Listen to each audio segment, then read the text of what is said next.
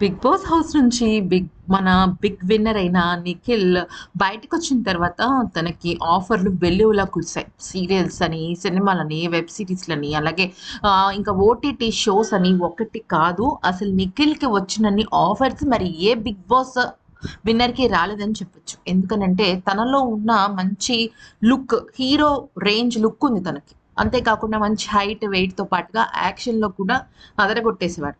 అంతే కాకుండా ఏ క్యారెక్టర్ అయినా, ఏ సీరియల్ అయినా, ఏ ఒక్క షో అయినా ఈజీగా చేయగలిగే మంచి యాటిట్యూడ్ ఉన్న వ్యక్తి. అంటే కొంతమంది నేను సినిమాలే చేస్తాను, నేను సీరియల్సే చేస్తాను అని భీష్మించి కూర్చుంటారు. అలా కాకుండా నిఖిల్ నేను ఏదైనా చేస్తాను అనుకున్నాడు. అయితే 'చిన్ని' సీరియల్‌లో ఇప్పుడు కావ్యతో కలిసి ఒక సూపర్ డూపర్ పాత్రలో ముఖ్యంగా చెప్పాలి అంటే ఒక పోలీస్ ఆఫీసర్ పాత్రలో రాబోతున్నాడు. అయితే ఈ క్రమంలో నిఖిల్ ఈ సీరియల్ కోసం ఒక భారీ త్యాగం చేశాడు. అదేంటంటే 'ఆహా' ఓటీటీ ప్లాట్‌ఫార్మ్‌లో తనకి ఒక సూపర్ డూపర్ షో అయితే వచ్చిందనమాట. ఆ షో ఏంటంటే తనే ముందుండి నడిపించాలి. చాలా పెద్ద షో, మంచి రెమ్యూనరేషన్ కూడా ఇస్తారు. పారితోషికం ఇస్తా అన్నారు.